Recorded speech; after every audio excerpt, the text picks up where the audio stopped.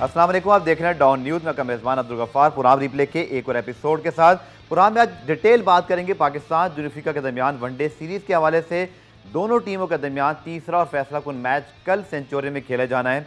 और शायकीन क्रिकेट के लिए एक छोटी सी अगर मैं कहूँ तो अच्छी खबर नहीं है कि बारिश का इम्कान मौजूद है। तो अब देखते हैं, बहुत ज़्यादा प्रेडिक्शन तो नहीं है बारिश की, लेकिन चूँकि बारिश की पेशगोई मौजूद है तो यकीनी तौर पर दोनों टीमों के जहनों में ज़रूर ये चल रहा होगा कि जो 11 है, जो उन्होंने कॉम्बिनेशन खिलाना है, उसमें जो है वो कंडीशंस का क्या फैक्टर होता है। इसके साथ साथ प्रोग्राम में आज हम दोबारा से बात करेंगे। कल दक्षिण अफ्रीका के कप्तान बमूमा ने इस बात का एतराफ़ कर लिया था कि क्विंटन डी कॉक का जो इंटेंशन थी वो फ़खर जमान को आउट करने की, डिस्ट्रैक्शन की थी, लेकिन अब तक आईसीसी खामोश है और अब तो शायद लगता ही है कि कुछ हो भी नहीं पाएगा। तो पहले आपको पुराम रिप्ले में हेडलाइंस दिखाते हैं कि आज की जो टॉप स्टोरीज हैं वो क्या है, फिर आके मज़ीद बात करते हैं। तो रिप्ले हेडलाइन आपने देखी है। बात करते हैं कल होने वाले तीसरे वनडे के हवाले से। और हमें ज्वाइन कर रही हैं sports anchor journalist Zainab Abbas. आपका बहुत बहुत शुक्रिया ज़ैनब ज्वाइन करने के लिए। 1-1 सीरीज़ और यकीन तौर पर जो कंट्रोवर्सी हुई इस मैच के आखिर में, दूसरे वनडे के आखिर में, उसने काफ़ी कुछ जो है वो डिबेट पूरी दुनिया में होती रही। बट आई थिंक अगर हम बात करें वो मामला तो लगता नहीं कुछ उस पर होगा, बात ज़रूर करेंगे पुराने में। लेकिन तीसरे वनडे के लिए ज़ैनब आप ही क्या राय है, क्या तब्दीलियाँ करनी चाहिए? और 1-1 के बाद आई थिंक दोनों टीमों के पास इक्वल चांस है। बिल्कुल, आई थिंक बड़ी अच्छी सीरीज जा रही है अभी तक। गफार, देखा जाए तो पिछला मैच भी जो था वो बिल्कुल एक नेल बाइटर था, because it went Fakhar Zaman ने काफ़ी कोशिश की मैच जिताने के लिए, and of course runs end में थोड़े ज़्यादा थे, but like we were all expecting कि शायद उसका डबल 100 हो जाए, तो that was the interesting aspect. अगले मैच के लिए मैं यही कहूँगी कि मेरा ख्याल से हैदर अली को खिलाना चाहिए, शायद वो खेलेंगे भी। आसिफ अली को 2 मौके दिए हैं ज़रूर, बट जिस तरह से वो आउट हुए हैं थोड़ा डिसअपॉइंटिंग है। उनको काफ़ी मौके दिए गए हैं। मेरा ये मानना है कि हैदर अली जो है आपको काफ़ी स्टेबिलिटी दे सकते हैं उस मिडिल ऑर्डर में। बिल्कुल, आई फील कि एक तो उनको जो ड्रॉप किया गया, या लेट्स से उनको अगर नहीं खिलाया गया, तो उसमें ये था कि जी वो थोड़े इनकंसिस्टेंट है और his shot selection is not good, but I feel वो अभी he is not really experienced. ठीक है, अभी उन्होंने इतने मैचेस नहीं खेले, आपको उनको एक प्रॉपर चांस देना पड़ेगा। एक यंग लड़का है, पीएसएल में उसने बड़ी अच्छी परफॉर्मेंस दी थी, उसने दिखाया है हमें कि वो क्या कर सकता है। अगर आपको याद होगा इंग्लैंड के T20 में जो इंग्लैंड खेला गया, इंग्लैंड के खिलाफ जो खेला गया था, उसमें भी उनकी परफॉर्मेंस थी। वो बिल्कुल अच्छी पिचेस के और इस तरह की पिचेस जहां पे थोड़ी सी पेस है, वो अच्छे प्लेयर हैं। लेकिन ये जरूर है कि एक फेलियर के बाद या 2 फेलियर के बाद आपको उनको ड्रॉप नहीं करना चाहिए, क्योंकि उनका कॉन्फिडेंस डेफिनेटली इफेक्ट होगा। कम से कम मैं कहूंगी उनको 10 मैचेस तो दें जिसमें कि वो अपने आप को प्रूव कर सकें, और हाँ, उसके बाद भी अगर वो लगे कि नहीं है वो ठीक, तो ठीक है, उनको ड्रॉप कर दें। लेकिन अगर आपने उनको सिलेक्ट किया है, I think he should be in the lineup. ठीक है, आसिफ अली डिसअपॉइंटिंग रहे हैं, बड़ी उम्मीदें थी उनसे, लेकिन हमारा ये प्रॉब्लम रहा है। आप देख लें, खुशदिल शाह आ गए, इफ्तिखार अहमद आ गए, आसिफ अली आ गए, पाकिस्तान के पास वो एक पावर हिटर वाला जो एस्पेक्ट है वो नहीं है। ठीक है, ये एक चेंज है जो कि मुझे लगता है कि होगा। Hasan Ali is an option, लेकिन आई थिंक 50-50 है कि वो खेलेंगे, बिकॉज यू सी, आप देखें उनकी कोई अभी तक मैच प्रैक्टिस नहीं हुई। कोविड के बाद रिकवर करना इतना आसान नहीं होता, आपकी बॉडी की इम्यूनिटी बहुत लो होती है, और इतना आसान नहीं होता कि आप आके 10 ओवर करा लें। उसके लिए आपको अच्छी खासी प्रैक्टिस चाहिए होती है। तो मुझे नहीं लगता कि वो खेलेंगे, लेकिन हो सकता है, मतलब इसमें कोई कॉन्फर्मेशन मेरे पास कंफर्म न्यूज़ नहीं है, मैं सिर्फ अपनी एक राय का इजहार कर रही हूँ। तो मेरा ख्याल से ये एक चेंज होना चाहिए हैदर अली वाला। ठीक है, पाकिस्तान और दक्षिण अफ्रीका के दरमियान जो तीसरा वनडे खेले जाने से हवाले से हमने एक रिपोर्ट भी तैयार की, पहले आपको वो भी दिखाते हैं, दोनों टीमों की तैयारियां कैसी हैं और फिर क्या कॉम्बिनेशन होते हैं। रिपोर्ट देखिए, फिर आके मजीद से बात करते हैं। तो रिपोर्ट आपने देखी, और ज़ैनब ऑब्वियसली आपने जो बात की थी कि हैदर अली का खिलाना, पावर हिटर का मसला तो मौजूद है, लेकिन आप समझते हैं कि कहीं ना कहीं सिलेक्शन में भी हमें कुछ प्रॉब्लम दिखाई दे रही है। जैसे कि आसिफ अली अच्छे खासे T20 के प्लेयर हैं, और मेरा ये मानना है कि आप उन्हें अभी भी जो है वो ट्राई आउट कर सकते हैं T20s में, क्योंकि उनका गेम ऐसा है कि वो आखिरी 5-6 ओवर्स में 3-4 बड़ी हिटें मारते हैं तो पूरा मैच चेंज होता है ना। वनडे क्रिकेट में आपको टेम्परामेंट चाहिए, आपको ओवर्स मिलते हैं 15-20 तो फिर भी मिल जाते हैं बतौर पावर हिटर, आपको इनिंग को थोड़ा पेस करना होता है। सेकंड मेरा आपसे क्वेश्चन ये होगा कि दानिश अजीज हो या अब्दुल्ला शफीक को जब न्यूजीलैंड में खिलाया था, डोंट यू थिंक कि जब आप इतने यंग और इनएक्सपीरियंस प्लेयर को जब लेके जाते हो, उसको डेब्यू कराते हो, आप कम से कम पाकिस्तान में उसको ज़रूर खिला दो एक दफ़ा, उसका कॉन्फिडेंस हो, थोड़ा सा वो अपने आप को सेट कर चुका हो। इन खतरनाक बॉलर्स के सामने, उन पेसी विकेटों पर, तो मुझे लगता है थोड़ी ज़्यादती इन प्लेयर्स के साथ भी है।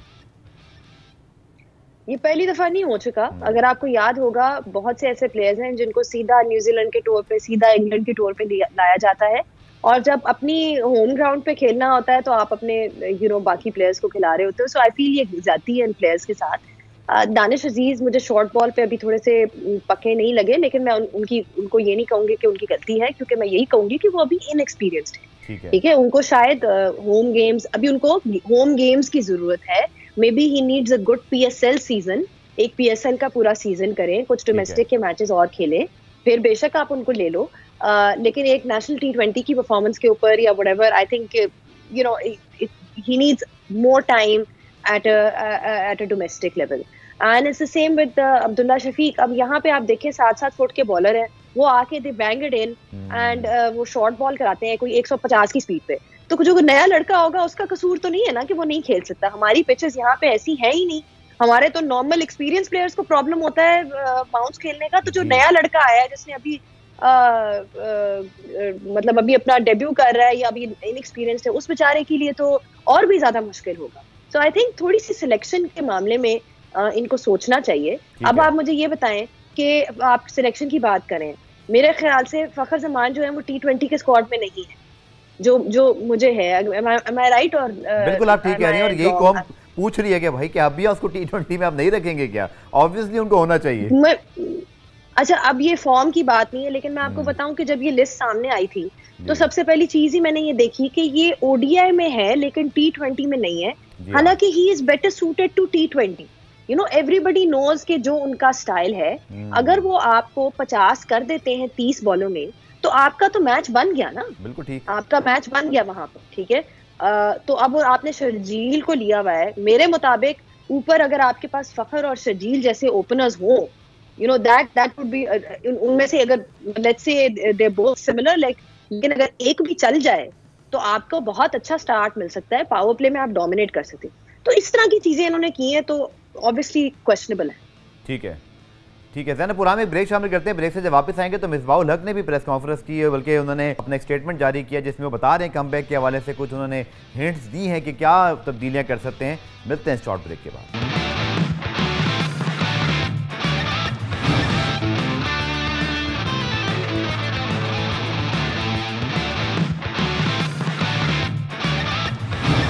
पुराम रिप्ले में खुशामदीद। पाकिस्तान टीम के हेड कोच मिसबाहुल हक ने भी पाकिस्तान जुल्फिकार के दरमियान तीसरे वनडे के हवाले से क्या एक कॉम्बिनेशन हो सकता है, टीम का मोराल कैसे, इस हवाले से बात किए। आइए आपको दिखाते हैं।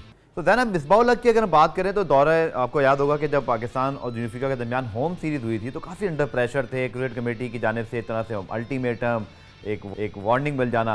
नो, आई थिंक ये जो जीत अगर मिल जाती है, अल्लाह करे, ये तीसरा मैच बड़ा इंपॉर्टेंट है हमारी टीम के कॉन्फिडेंस रिस्टोर के लिए, क्योंकि एक बड़ी टीम को जब आप उसके मुल्क में जाके हराते हैं, इस साल वर्ल्ड T20 में है ना, this young side I think desperately need this win, क्योंकि यहाँ अगर खुदा ना खासा हार हुई तो क्रिटिसिज्म भी होता है, हमारा मीडिया, फैंस, आपको पता ही है, बट जीत मिल जाएगी तो ये टीम, ये लड़के आगे के लिए काफ़ी पुरएतमाद होंगे। तो this going to be very important match. मेरा ख्याल से इससे बेहतर इनको मौका भी नहीं मिलेगा गफार, क्योंकि साउथ अफ्रीका के जो कुछ मेन प्लेयर्स हैं वो IPL के लिए चले गए हैं, जैसे कि आपको पता है। तो उसकी वजह से वैसे ही उनकी टीम थोड़ी सी जो है will be on the weaker side. तो अगर इसके बाद भी आप कैपिटलाइज नहीं करते तो it will be a big missed opportunity from Pakistan perspective. But I think कि कॉन्फिडेंस के लिए, पाकिस्तान टीम के कॉन्फिडेंस के लिए, उनके मोराल के लिए, और आगे देखिए वर्ल्ड कप भी आ रहा है, तो फॉर्मेट तो चलो एक साइड पे कि जी T20 के वनडे है।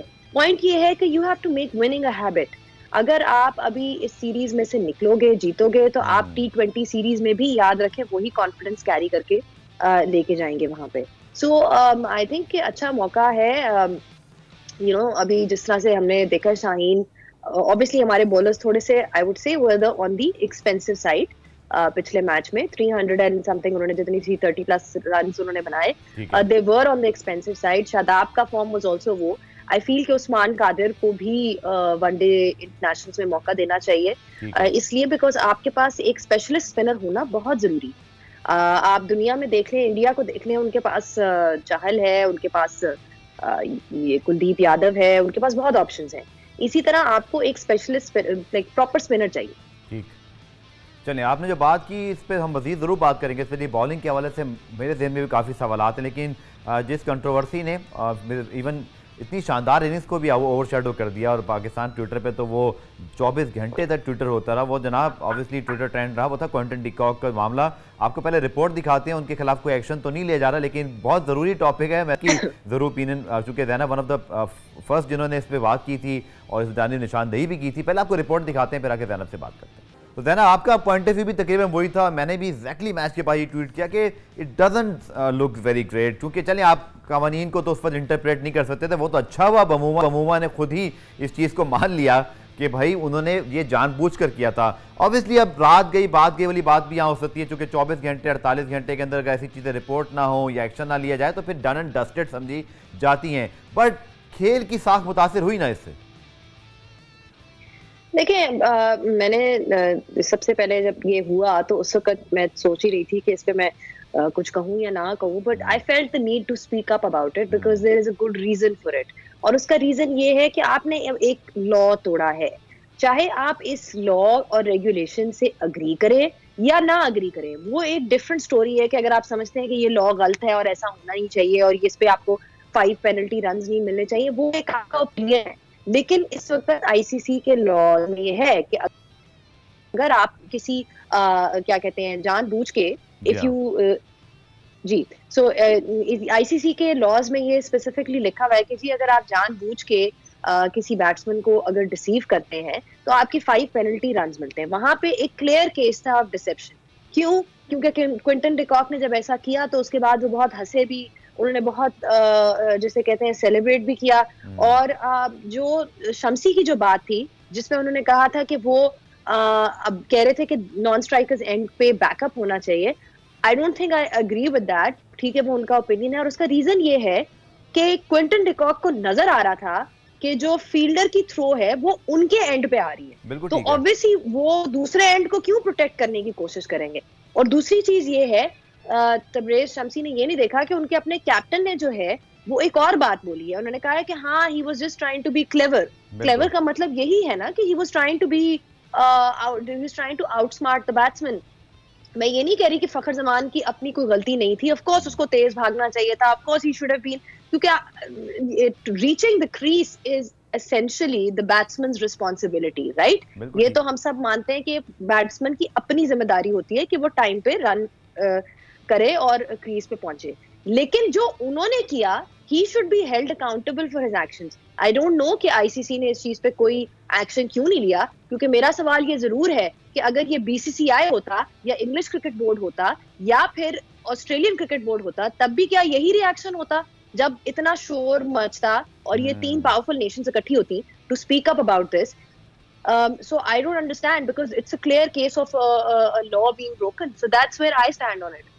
और इसमें ज़ैनब मैं ज़रूर ये ऑन रिकॉर्ड कहूँगा कि कल एक दो सीनियर जर्नलिस्ट से बात भी हुई थी। मैंने आईसीसी को ना सिर्फ ट्वीट पे इस क्लैरिफिकेशन के लिए उनको टैग किया, मैंने ईमेल की 2-3 मीडिया मैनेजर्स को एटलीस्ट कि हमें क्लैरिफाई किया जाए कि अगर ये रूल आपके ख्याल में ब्रोकन नहीं हुआ, बट इस पर कोई तो ऑफिशियल चीज़ आनी चाहिए थी। मैं ये एक्सपेक्ट नहीं करता कि एशेज सीरीज़ हो रही हो या इंडिया जब खेल रहा हो, ऑब्वियसली मैं ये नहीं कह रहा कि उनके ये हक में बुरा है, obviously they are bigger boards, उनकी सीरीज़ की वैल्यू है। इंडिया पाकिस्तान जब सीरीज़ होगी तो शायद उसकी भी इतनी वैल्यू बनेगी, बट इस मामले पे बिल्कुल खामोश रहना आईसीसी का, डोंट यू थिंक कि यहाँ कोई ना कोई किसी किस्म की ऑफिशियल क्लैरिफिकेशन आती, शायद हम उसको मान भी लेते, बट इस पर कुछ भी ना आना, मतलब मुझे समझ नहीं आई इस मामले पे खामोशी का क्या मतलब है।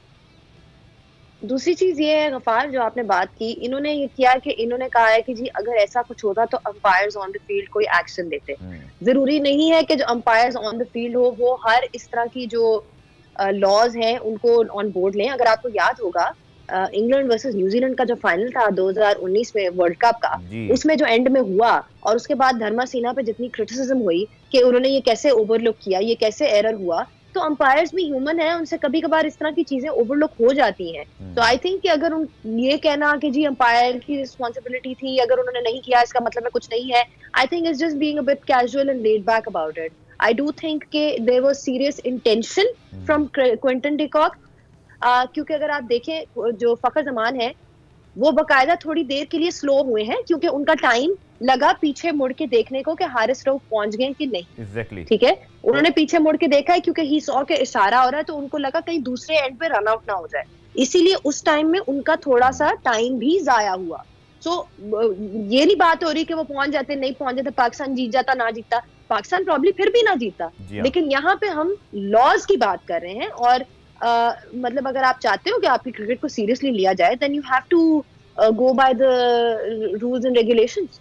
बिल्कुल ठीक आपने कहा। और अब बात करते हैं जो हमारे घर की बात है या हमारे अपने बोर्ड की बात है कि फखर जमान T20 स्क्वाड में नहीं है। ज़ैनब, आई थिंक इस परफॉर्मेंस के बाद और फिर लोग तो अभी से, मेरे पास वीडियो आई है बड़ी ज़बरदस्त, उसमें लोगों ने ड्रीम 11 भी जनाब बना लिया। वो कहते हैं शर्जील और फ़खर अगर एक साथ कभी खेल रहे हो T20 में, बाबर वन डाउन आ रहे हो, फिर हैदर आ रहे हो, हफीज़ आ रहे हो, और वाकई देख के लग रहा है कि ये T20 टीम जो है ना वो किसी भी टीम को जो है ना वो मार धाड़ कर सकती है। But I think rocket science तो नहीं है कि इस फॉर्म पे वहाँ वो मौजूद भी हैं। आपकी क्या राय है? Fakhar Zaman should have been in the T20 squad, उनको आप उनको इंक्लूड कर सकते हैं? और आई थिंक कोविड के दौर में तो वैसे भी एक आध प्लेयर आप ऐड ऑन कर सकते हैं। देखिए, Fakhar and Sharjeel is going to be, I don't know Sharjeel कैसा परफॉर्म करता है, लेकिन I am just going by based on ability. ठीक है, based on ability Fakhar and Sharjeel should open together.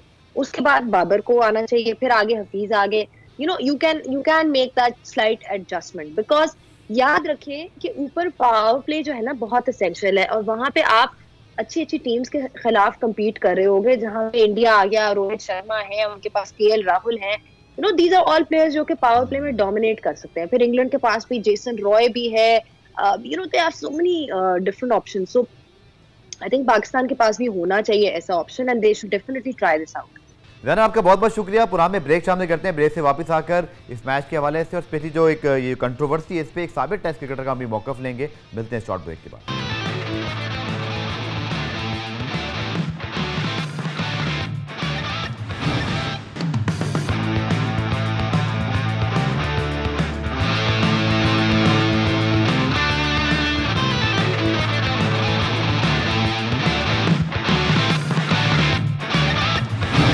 अब चूंकि ये मामला जो है वो ऑब्वियसली अंपायर से भी अगर हमने बात की थी, मियां असलम हमारे साथ मौजूद थे, लेकिन फॉर्मर टेस्ट क्रिकेटर की राय भी जरूर लेते हैं। और अब्दुल रऊफ हमें ज्वाइन कर रहे हैं, पाकिस्तान के साबिक टेस्ट फास्ट बॉलर। रऊफ, कल के मैच के बारे में भी आपसे मैं ज़रूर बात करूंगा, बट ये जो कॉन्टेक्ट डिकॉक वाला मामला था, जब बमूमा खुद ये इतराफ़ कर रहे हैं कि उनके खिलाड़ी ने डिस्ट्रैक्ट करने के लिए टैक्टिक्स के तौर पर और एक तरह से डेस्परेट होकर के फ़खर की विकेट हासिल करनी है, उन्होंने ये जो है वो एक डिस्ट्रैक्शन की जो लॉस के मुताबिक ऑब्वियसली इसकी खिलाफ वर्जी हुई है। बट आपका क्या ओपिनियन है? एक्शन तो कोई नहीं लिया गया उनके ऊपर। देखिए, मेरा ख्याल है कि अगर वो बहुत ज्यादा बिल्कुल क्लोज पहुंच जाते सीरीज के नजदीक और उसके बाद ये इंसिडेंट हुआ होता तो उस पर मेरा ख्याल है कि ज्यादा एक्शन बनता था। अब इसमें थोड़ा सा फॉल्ट फखर जमान का भी आ जाता है कि वो एक तो काफी क्रीज से पीछे थे और दूसरा वो अपने ही बैट्समैन जो दूसरे नॉन स्ट्राइक एंड पर थे उनको देख रहे थे कि वेदर वो पहुंचे या नहीं, और बॉल हिट कर चुका था। कतई कलामी की माफी, इस बारे में तो कोई दूसरी राय है नहीं, हर कोई ये बात मानता है। बट ऑब्वियसली डेवलपमेंट इसमें ये हुई रऊफ भाई कि पहले तो शम्सी ने भी ये कहा कि उनका कोई इंटेंशन नहीं था। चले ये एक और बात है कि इंटेंशन नहीं था, गलती किसकी थी। बट अगर जनूबी अफ्रीका के कप्तान खुद ये एतराफ़ कर रहे हैं कि हमने इस चीज़ को इंटेंशनली किया और MCC ने ट्वीट किया हुआ है कि अगर कोई ये इंटेंशनली करता है तो ये जो रूल्स है इसकी खिलाफ वर्जी है, तो आई थिंक इसमें किसी और किस्म की इंटरप्रेशन की गुंजाइश ही नहीं है। लेकिन डिकॉक के खिलाफ एक्शन ना लिया जाना हैरान कौन है, जो कि कैप्टन एतराफ़ कर चुके हैं उनके। देखिए, मेरा ख्याल है कि इसकी मॉरल वैल्यू ज्यादा है। अगर मेरा ICC का कोड ऑफ कंडक्ट इस बात की इजाजत देता है कि अगर कोई भी जो प्लेयर है ड्यूरिंग द गेम वो ऑब्स्ट्रक्ट करता है बैट्समैन को और किसी भी किस्म की इस तरह की कोई हरकत करता है तो उस पर उसको फाइन बनता है। तो मेरा ख्याल है कि फाइन तो होना चाहिए, और ये अगर ना हुआ तो काफी हैरानकुन चीज है, और ये गेम की जो स्पिरिट है उसको बहुत ज्यादा मुतासर करेगी आइंदा, क्योंकि जो बाकी दूसरे प्लेयर्स हैं, असल में चीज ये होती है कि जो दूसरे यंगस्टर्स होते हैं वो भी जो आपके नेशनल हीरोज जो क्रिकेट खेल रहे होते हैं, पूरी आपकी जो नेशन होती है और पूरी वर्ल्ड वाइड जो बच्चे होते हैं वो उसको देखकर सीख रहे होते हैं। तो जैसे ही कोई इस तरह की इनमोरल कोई एक्टिविटी होती है तो उससे फिर जो बाकी जो जनरेशन होती है बजाय इंस्पायर होने के वो उससे इफेक्ट होती है। तो मेरा ख्याल है कि मॉरल वैल्यूज पे इनको थोड़ा सा इसकी सख्त सजा देनी चाहिए। अच्छा रूफ, हम समझते हैं कि पाकिस्तान क्रिकेट बोर्ड इस मामले को थोड़ा सा और ज़्यादा तरीके से हाईलाइट कर सकता था। एक मसला तो साफ दिखाई दे रहा है, मसला भी है और शायद ठीक भी है कि जनूबी अफ्रीका भी पाकिस्तान अभी आया था, पाकिस्तान जनूबी अफ्रीका में मौजूद है, दोनों बोर्ड के ताल्लुकात बहुत अच्छे हैं। और ऑब्वियसली यहाँ पे कोई भी कंट्रोवर्सी जो है वो उस चीज़ को डैमेज कर सकती थी, बट स्टिल यू फील कि किसी और तरीके से शायद टीम मैनेजमेंट ने इस हवाले से बात तो की, मंसूर राना गए थे मैच रेफरी के पास, बट लोग ये समझते हैं कि शायद कोई और टीम दुनिया की होती तो ये एक डिफरेंट केस उठाया जाता। नहीं, मेरा नहीं ख्याल कि आप इंटरनेशनल लेवल पर या आईसीसी को अपील कर सकते हैं इस मामले में, क्योंकि ये इंडिविजुअल का मैटर होता है और इस मैटर को आप इस तरह इंटरनेशनल लेवल पर नहीं उठा सकते। और ये मैटर ये इफेक्ट उस वक्त भी करता है। देखेंगे 87 के वर्ल्ड कप में जब कोटनी वाश ने अब्दुल कादर को आउट नहीं किया था तो उसको पूरी दुनिया में सराहा गया था, और उसके बाद इसी तरह एक विव रिचर्ड ने भी किया था कि उन्होंने पाकिस्तान के एक बैट्समैन को रन आउट नहीं किया था, जबकि जो नॉन स्ट्राइकर एंड पर थे उसको बॉल को हिट कर गई थी। तो ये डिपेंड करता है कि आपकी जो इंडिविजुअल एक्टिविटी है वो किस किस्म की है। इसमें मेरा ख्याल है कि जो क्रिकेट बोर्ड होता है वो दूसरे मालिक के साथ अपने जो रिलेशन है उसको मेरा नहीं ख्याल कि चीज को सामने रखे वो थोड़ा सा मामले को बिगाड़ेगा। ठीक है रऊफ, आपने जिन जानिब इशारा किया, हमारे पास रिपोर्ट भी मौजूद है, इनकी वीडियोस मौजूद हैं, वो आपको दिखाते हैं और जितने हमारे उसके बाद आके मजीद बात करते हैं स्पेशली कल होने वाले वनडे के हवाले से। लेकिन पहले आप रिपोर्ट देखिए स्पोर्ट्समैन स्पिरिट जनाब होती क्या है। तो इस वीडियो का बनना और इसका चलना इस बात की जानिब रऊफ इशारा है कि अगर आपने अच्छा किया होगा तो अच्छे अल्फाजों में याद रखा जाएगा आने वाले नस्लों के लिए, आने वाले पुरानों के लिए। और अगर आपने जैसे कि डिकॉक की बात की, उन्होंने जो हरकत की, तो ऑब्वियसली जब भी अब स्पिरिट ऑफ क्रिकेट की बात आएगी तो इसको अच्छे अल्फाजों में तो याद नहीं किया जाएगा। लेकिन अब रऊफ चलें बात करते हैं आखिर में कल जो पाकिस्तान जुनूबी अफ्रीका के दरमियान सेंचुरियन मैच होना है, बारिश की भी पेश गोई मौजूद है। आपके ख्याल में दूसरा वनडे पाकिस्तान हारा, उसके बाद अब क्या करने की ज़रूरत है, और तीसरे मैच पर आपकी एक्सपर्ट ओपिनियन रऊफ? देखिए, मेरा ख्याल है कि जो फखर जमान की परफॉर्मेंस है लास्ट वनडे में, उससे बाकी जो पाकिस्तान टीम की पूरी जो बैटिंग लाइन थी जो एक्सपोज हुई है बड़े बदतरीन तरीके से, उसको उन्होंने काफी हद तक कवर कर लिया और उस पर इतनी ज्यादा कोई बात वगैरह नहीं हुई। अगर देखा जाए तो मेरा ख्याल है कि एक फखर जमान की एक इनिंग ऐसी थी कि जितनी भी तारीफ की जाए कम है, क्योंकि ऐसी जो इनिंग्स है वो डिकेड्स में कोई एक दफा देखने में मिलती है। जिस तरह इससे पहले सईद अनवर ने एक बहुत ही आउटस्टैंडिंग इनिंग खेली थी इंडिया के खिलाफ और अभी तक हमें वो इनिंग याद है। और इसी तरह की इनिंग जो फखर जमान ने खेली है और उस पर पाकिस्तान को एक रिस्पेक्टेबल, गो के पाकिस्तान हार गया मगर उस हार को इतना याद नहीं रखा जाएगा जितना इस इनिंग को याद रखा जाएगा। मगर इसमें जो बाकी बैट्समैन है, मैं उनके बारे में बात करना चाहूंगा कि आपके जो बाकी टोटल बैटिंग लाइन है वो इतनी एक पैराडाइज पिच है जिस पर साउथ अफ्रीका ने 345 रन किए और उसके बाद पाकिस्तान के फखर जमान ने 190 प्लस की इनिंग खेली है। मगर जो बाकी पूरी बैटिंग लाइन है आपकी 10 के 10 बैट्समैन है वो डबल फिगर में नहीं जा सके, बैटिंग आपकी पूरी कोलैप्स हो गई। तो ये एक सवालिया निशान है पाकिस्तान क्रिकेट बोर्ड की मैनेजमेंट पे और जो कोचिंग स्टाफ साथ है कि अगर एक भी बैट्समैन आपका कोई साथ खड़ा होता तो पाकिस्तान बासानी ये मैच जीत सकता था। तो मेरा ख्याल है कि अगर नेक्स्ट मैच में थोड़ा सा इन जो गलतियां की है उनसे बचना चाहिए और पाकिस्तान के लिए बड़ा एक आइडियल अपॉर्चुनिटी है कि पाकिस्तान ये सीरीज साउथ अफ्रीका को साउथ अफ्रीका में हरा सकता है। रऊफ, चेंजेस आपके ख्याल में क्या होनी चाहिए? जो कि आसिफ अली हों, दानिश शदीद हों, बैटिंग में कंसिस्टेंसी दिखाई नहीं दे रही। इसी तरह शादाब तो चले बाहर हो गए, तो लगता है कि नवाज या उस्मान कादिर में से किसी एक की वापसी तो उनकी जगह हो जाएगी। बट आप 11 के मुतालिक आपकी क्या राय है, क्या हमें चेंजेस करनी पड़ेंगी? देखिए, मेरा ख्याल है कि अब तो जो टीम ये लेकर गए हैं उनको ही पूरा चांस देना चाहिए, उनको ही खिलाना चाहिए। और इसमें थोड़ा सा मेरा ख्याल है कि अभी एक टाइम आ गया कि इनसे क्वेश्चन पूछना चाहिए। इस तरह किसी को बिल्कुल आज़ादी नहीं दे देनी चाहिए कि वो अपनी मर्जी के जो चाहे मनमाने फैसले या डिसीजन करता फिर। इनसे अगर आपके इलेक्टेड गवर्निंग बोर्ड के मेंबर्स हों तो वहाँ पे गवर्निंग बोर्ड में एक सवाल ये डेफिनेट क्वेश्चन राइज करता है कि ये आपने किस परफॉर्मेंस पर जो मिडिल ऑर्डर के बैट्समैन है ये चूज की और एक टफ टूर के लिए साथ लेकर गए हैं। और ये सिर्फ इस पहले टूर में नहीं हुआ बल्कि ये तीसरा चौथा टूर है जब ये पाकिस्तान की क्रिकेट बोर्ड की मैनेजमेंट है या सिलेक्शन कमेटी है या जो कोचिंग स्टाफ है वो अपनी मनमानी करता फिर और अपनी मर्जी के बैट्समैन साथ खिला रहा है। तो मेरा ख्याल है कि अभी तो कोई चेंज इसमें नहीं होनी चाहिए और वही बैट्समैनों को या वही जो बॉलर्स हैं उनको भी चांस देना चाहिए जो पिछले 2 मैचेस खेले हैं। तो उसके बाद जो नेक्स्ट सीरीज है उसमें देखना चाहिए कि किसकी जगह बनती है किसकी नहीं बनती। ठीक है रऊफ, साउथ अफ्रीका के ऑब्वियसली 4 से 5 जो मेन प्लेयर हैं जिनमें ऑब्वियसली जो उनके डिस्ट्रॉयर रहे दोनों मैचों में, नोकिया हो, रबादा हो, एनगीडी हो, कॉटन डिकॉक हो, ये सब तीसरा मैच नहीं खेल रहे, IPL खेलने चले गए हैं। एक तो इस पर आपकी क्या राय है? इंटरनेशनल क्रिकेट की जगह एक इंटरनेशनल T20 लीग को प्रेफरेंस दिया जाना, चूँकि पाकिस्तान सुपर लीग के तो मुझे नहीं लगता कि कोई अपनी इंटरनेशनल सीरीज़ छोड़ के आता है। वो हमेशा प्लेयर वापस जाते हैं, चाहे वेस्ट इंडीज़ के हों, बांग्लादेश के हों, इंग्लैंड के हों। बट यहाँ पाकिस्तान क्रिकेट बोर्ड, आप नहीं समझते कि थोड़ा सा यहाँ कुछ डिस्कस करने की ज़रूरत थी कि एक हाई प्रोफाइल सीरीज़ है बट उनके प्लेयर उसको छोड़ के जा रहे हैं। ऑब्वियसली फ़ायदा तो इवेंचुअली शायद हमें हो जाए कि टीम कमज़ोर है, बट ये मैसेज क्या दिया है साउथ अफ्रीकन क्रिकेट बोर्ड ने? देखिए बेसिकली ये पाकिस्तान क्रिकेट बोर्ड का नहीं मामला है कि वो सवाल ये उठाए उनके साथ, क्योंकि ये डिपेंड करता है कि कौन सा प्लेयर खेलना चाहता है या कौन सा प्लेयर नहीं खेलना चाहता। ये डेफिनेट आगे जाकर जो क्रिकेट की स्पिरिट है उसको, जिस तरह की आपने ये डिकॉक वाला मामला हुआ है इससे स्पोर्ट्समैनशिप को मुतासर किया, इसी तरह की ये जो लोकल लीग हो रही है मुख्तलिफ मालिक में, इसमें पैसे के लिए जितने भी टॉप के प्लेयर्स हैं वो अपने मालिक का इंटरनेशनल क्रिकेट को छोड़कर इन लीग में खेलने चले जाते हैं। तो मेरा ख्याल है कि एक बड़ा इंटरनेशनल इशू है और इसको आईसीसी में उठाना चाहिए और आईसीसी को देखना चाहिए कि ये जो कोई भी सीरीज इंटरनेशनल लेवल पर खेली जाती है जो दो ममालिक के माबीन होती है, उसमें जितने भी प्लेयर्स हैं जब वो एक दफा अनाउंस हो जाते हैं तो उनको पूरी सीरीज के लिए बुक होना चाहिए। अगर कोई प्लेयर नहीं खेलना चाहता या किसी लीग में पार्टिसिपेट करना चाहता है तो उसको अलाउ नहीं करना चाहिए कि वो ड्यूरिंग द सीरीज अपना कंट्री को छोड़कर वो लीग खेलने के लिए चला जाए। ठीक है रऊफ, आपका बहुत बहुत शुक्रिया। देखते हैं कि अगर पाकिस्तान जुल्फिकार के दरमियान तीसरा वनडे में पाकिस्तान की परफॉर्मेंस के होती है, 4 प्लेयर नहीं है बल्कि 5 प्लेयर साउथ अफ्रीका के, अपॉर्चुनिटी तो पाकिस्तान के पास बहुत ही ज़बरदस्त है। प्रोग्राम के आखिर में आपको जनाब पाकिस्तान के साबिक कप्तान और एशियन ब्रेडमैन ज़हीर अब्बास जो इन दोनों लंदन में हैं और उनकी बड़ी वीडियो जो है वो सीनियर स्पोर्ट्स जर्नलिस्ट कमर अहमद साहब ने जो है वो पोस्ट की अपने यूट्यूब पे, जो बड़ी वायरल हुई, जिसमें वो एक ओपरा सिंगर के साथ जो है वो कुछ गुनगुना रहे हैं। आप वीडियो देखिए, कल दोबारा से मुलाकात होगी, तब तक के लिए अल्लाह हाफ़िज़।